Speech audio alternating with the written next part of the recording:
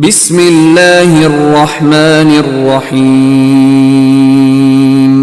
کتاب نمبر 62 کتاب فضائل الصحابہ، کتاب ہے صحابہ کرام رضی اللہ عنہم کے فضائل۔ باب نمبر 1 باب فضائل أصحاب النبي صلى الله عليه وسلم. ومن صحب النبي صلى الله عليه وسلم أو رآه من المسلمين فهو من أصحابه. نبی صلی اللہ علیہ وسلم کے اصحاب کے فضائل، اور مسلمانوں میں سے جو نبی صلی اللہ علیہ وسلم کے ساتھ رہا ہو یا اس نے اسے دیکھا ہو وہ آپ کے اصحاب میں سے ہے۔ فائدہ: رسول اللہ صلی اللہ علیہ وسلم کا صحابی کون ہے، اس کے بارے میں اہل علم کے مختلف اقوال ہیں، اس لیے امام بخاری نے اس کی جامع اور مانع تعریف کی ہے جو محدثین کے ہاں راجح ہے۔ اس کے مطابق 3 طرح کے لوگوں کو صحابی کہا جائے گا۔ ایک وہ مسلمان جو تھوڑی یا زیادہ دیر نبی صلی اللہ علیہ وسلم کے ساتھ رہا ہو اور اسلام ہی پر فوت ہوا ہو۔ مسلمین کی شرط سے وہ لوگ نکل گئے جو کفر کی حالت میں رسول اللہ صلی اللہ علیہ وسلم کے ساتھ رہے، جیسے ابو طالب، مطعم بن عدی وغیرہ۔ اسی طرح وہ بھی نکل گئے جو مسلمان ہوئے، آپ کے ساتھ رہے مگر مرتد ہو گئے اور اسی حالت میں فوت ہو گئے، کیونکہ اعتبار ہر شخص کے خاتمے کا ہے، جیسا کہ صحیح بخاری کی حدیث نمبر 6607 میں سہل رضی اللہ تعالی عنہ سے مروی ہے کہ رسول اللہ صلی اللہ علیہ وسلم نے فرمایا: انما الاعمال بالخواتیم، اعمال کا دار و مدار خاتموں ہی پر ہے، اس لیے خاتمہ کے وقت مسلمان نہ ہونے کی وجہ سے یہ لوگ صحابی رسول نہیں۔ دوسرا وہ شخص جس نے ایمان کی حالت میں رسول اللہ صلی اللہ علیہ وسلم کو دیکھا ہو اور ایمان ہی پر فوت ہوا ہو، خواہ درمیان میں مرتد رہا ہو، جیسا کہ محدثین کا اتفاق ہے کہ اشعث بن قیس اور ان جیسے لوگ صحابی رسول تھے، حالانکہ وہ درمیان میں کچھ دیر مرتد رہے پھر مسلمان ہو گئے۔ رسول اللہ صلی اللہ علیہ وسلم کی ایک دفعہ زیارت ہی صحابی ہونے کے لیے کافی ہے، چنانچہ محدثین ان سب لوگوں کو صحابی مانتے ہیں جو صرف حجۃ الوداع میں آپ سے ملے یا ایک یا زیادہ دفعہ آپ کی زیارت کی۔ تیسرا وہ شخص جسے رسول اللہ صلی اللہ علیہ وسلم نے اس کے مسلمان ہونے کی حالت میں دیکھا ہو اور وہ ایمان ہی پر فوت ہوا ہو۔ اس کے مطابق عبداللہ بن ام مکتوم رضی اللہ عنہ صحابی ٹھہرے، کیونکہ نابینا ہونے کی وجہ سے گو وہ رسول اللہ صلی اللہ علیہ وسلم کو نہیں دیکھ سکے، مگر رسول اللہ صلی اللہ علیہ وسلم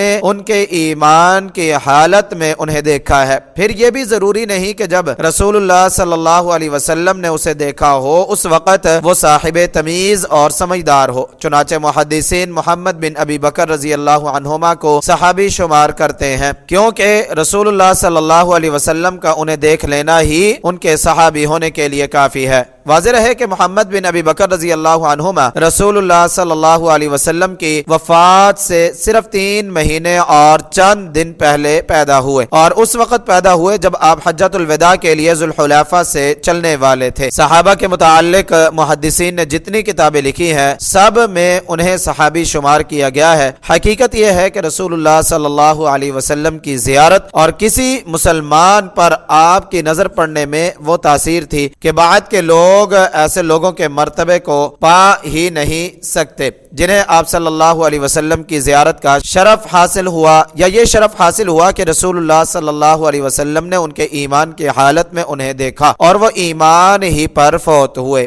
امام بخاری رحمہ اللہ نے صحابی کی ایسی کامل اور مختصر تعریف کی ہے کہ اس میں صحابہ کی 3 قسمیں آ جاتی ہیں، چنانچہ صحابی کی تعریف کے الفاظ من صاحب النبی صلی اللہ علیہ وسلم او رآہ من المسلمین میں سے من صاحب النبی صلی اللہ علیہ وسلم میں وہ سب مسلمان آگے جو تھوڑی یا زیادہ دیر آپ کے ساتھ رہے، اور او رآہ من المسلمین یا اس نے اسے دیکھا ہو میں وہ لوگ بھی آگے جنہوں نے ایمان کی حالت میں آپ کو دیکھا یا آپ نے اسے دیکھا، کیونکہ رآہ یعنی اس نے اسے دیکھا ہو میں دونوں چیزیں شامل ہیں۔ صحابہ کے حالات لکھنے والوں نے ان سب کو صحابہ میں شمار کیا ہے۔ صحابی کی یہ تعریف کرتے ہوئے امام صاحب نے ان تمام حضرات کے اقوال کی نفی کر دی جو صحابی ہونے کے لیے اس سے زیادہ کوئی شرط عائد کرتے ہیں۔ مثلا بعض لوگ یہ شرط لگاتے ہیں کہ وہ کچھ مدت تک آپ کے ساتھ رہا ہو تاکہ اس پر صادق آ سکے کہ وہ صحابی یعنی آپ کے ساتھ رہنے والا ہے۔ یعنی جیسا کہ سعید بن مسیب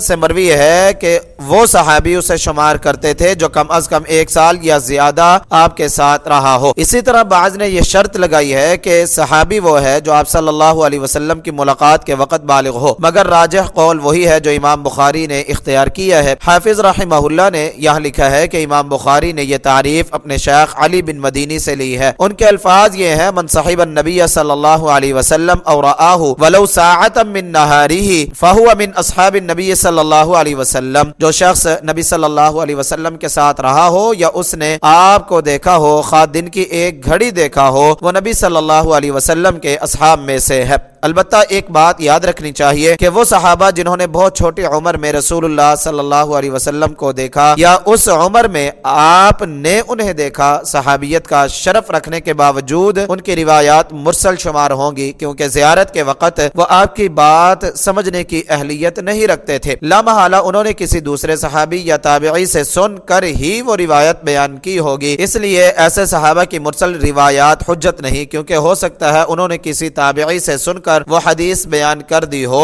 اور وہ تابعی ہو سکتا ہے کہ قابل اعتماد نہ ہو، جبکہ سن تمیز میں آپ کی زیارت کرنے والے صحابہ اگر آپ سے کوئی ایسی روایت بیان کریں جو انہوں نے خود نہ سنی ہو تو اگرچہ وہ مرسل ہے، مگر چونکہ ایسے لوگوں نے صحابہ ہی سے سنا ہوتا ہے اس لیے ان کی مرسل روایات حجت ہیں، کیونکہ صحابہ سب کے سب عادل ہیں۔ صحابہ کے فضائل میں آیات قرآنی کے علاوہ بہت سی صحیح احادیث آئی ہیں۔ امام بخاری ان میں سے وہ احادیث ذکر کریں گے جو ان کی شرط پر ہیں۔ حدیث نمبر 3649۔ حدثنا علي بن عبد الله حدثنا سفيان عن عمرو قال سمعت جابر بن عبد الله رضي الله عنهما يقول حدثنا أبو سعيد الخدري قال قال رسول الله صلى الله عليه وسلم يأتي على الناس زمان فيغزو فئام من الناس فيقولون فيكم من صاحب رسول الله صلى الله عليه وسلم فيقولون نعم فيفتح لهم ثم يأتي على الناس زمان فيغزو فئام من الناس فيقال هل فيكم من صاحب أصحاب رسول الله صلى الله عليه وسلم فيقولون نعم فيفتح لهم ثم يأتي على الناس زمان فيغزو فئام من الناس فيقال هل فيكم من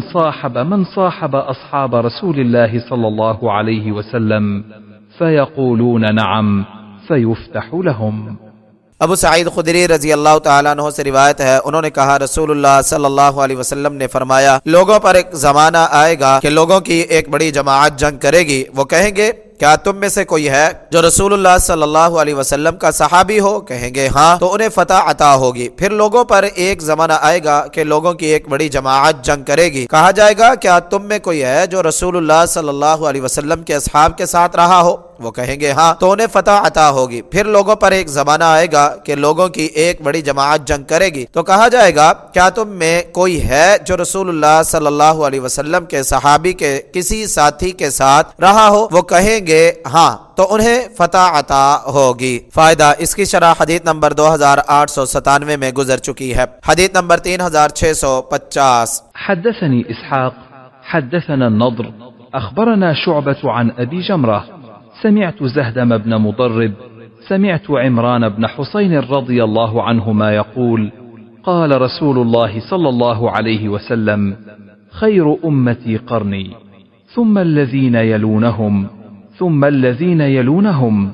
قال عمران فلا أدري أذكر بعد قرنه قرنين أو ثلاثا ثم إن بعدكم قوما يشهدون ولا يستشهدون ويخونون ولا يؤتمنون وينذرون ولا يفون ويظهر فيهم السمن۔